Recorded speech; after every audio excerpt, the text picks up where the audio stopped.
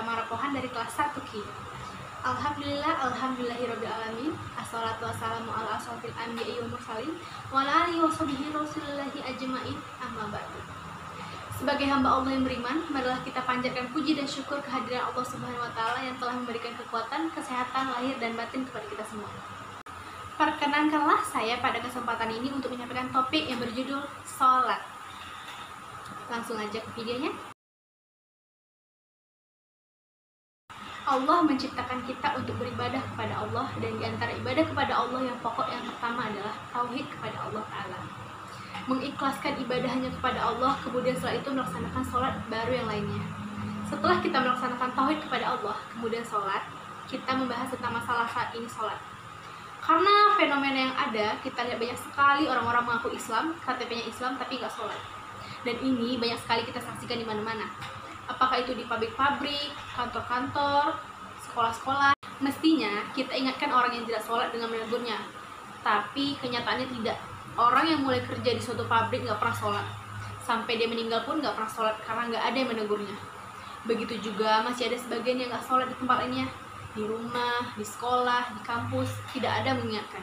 Jadi kewajiban kaum muslimin semuanya, kewajiban kita semuanya yang laki maupun perempuan ialah mengingatkan. Tidak boleh dibiarkan bagaimanapun agar supaya mereka menegakkan sholat yang 5 waktu. Ini wajib yang merupakan fardu ain bagi laki-laki, nggak bisa ditinggalkan sampai dia meninggal. Kalau perempuan ada masa dia tidak sholat ketika nifas dan haid. Bahkan sampai seseorang sedang sakit dia tidak boleh meninggalkan sholat. Yang perempuan pun demikian. Jika dia tidak haid atau nifas dalam keadaan bagaimanapun juga dia wajib sholat.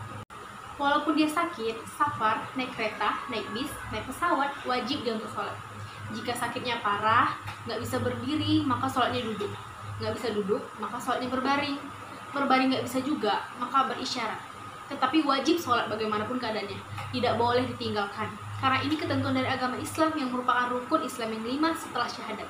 Kalau kita lihat-lihat, orang yang meninggalkan sholatnya ada berbagai macam. Yang pertama, orang meninggalkan sholat sama sekali. KTP-nya Islam, semua urusannya Islam, tapi nggak sholat. Nanti kita mau nikah, baru ngurusin lagi KTP-nya Islam. Ada yang meninggalkan sholatnya 5 waktu, dia tinggalkan semua. Dia mengerjakan sholat selama setahun itu hanya 2 sholat, yaitu Idul Fitri, Idul Adha, supaya dia bisa lebaran. Allah berfirman dalam surat Al-Imran ayat 19. Sesungguhnya agama yang diridhoi di sisi Allah ialah Islam. Allah juga berfirman dalam surat Al-Imran ayat 85. Dan barang siapa mencari agama selain agama Islam, dia tidak akan diterima, dan di akhirat dia termasuk orang-orang yang rugi.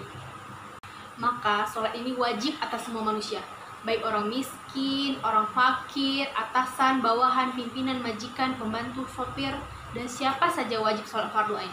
Kalau ditinggalkan, maka dia telah berbuat dosa besar, yang paling besar, yang nanti kita akan bahas tentang hukum orang meninggalkan sholat dan hukumnya.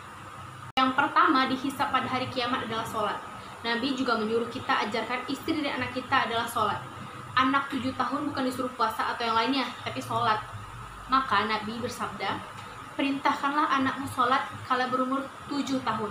Kalau 10 tahun dia belum sholat, maka pukullah dan pisahkan tempat tidur mereka. Dan juga dengan sholat akan meningkatkan derajat, menghapuskan kesalahan. Kemudian juga ketika orang mau sholat berjamaah ke masjid, kemudian wudhu di rumahnya, maka setiap langkah yang ia berjalan menghapuskan dosa dan mengangkat derajatnya. Kita dianjurkan untuk wudhu di rumah, kemudian berangkat ke masjid. Kata Nabi, barang siapa yang berwudhu di rumahnya, kemudian dia pergi ke satu masjid dari masjid-masjid untuk melaksanakan kewajiban dari kewajiban yang Allah bebankan kepadanya, maka langkahnya yang pertama menghapuskan dosa, yang kedua meninggikan derajat. Hadis ini sahih diriwayatkan Imam Muslim. Kemudian juga orang yang sholat disediakan jamuan di surga. Demikian ceramah singkat saya yang berjudul sholat. Buat teman-teman sekalian, jangan pernah meninggalkan sholat. Oke? Jangan lupa di like, comment, and subscribe. Bye. Assalamualaikum warahmatullahi wabarakatuh.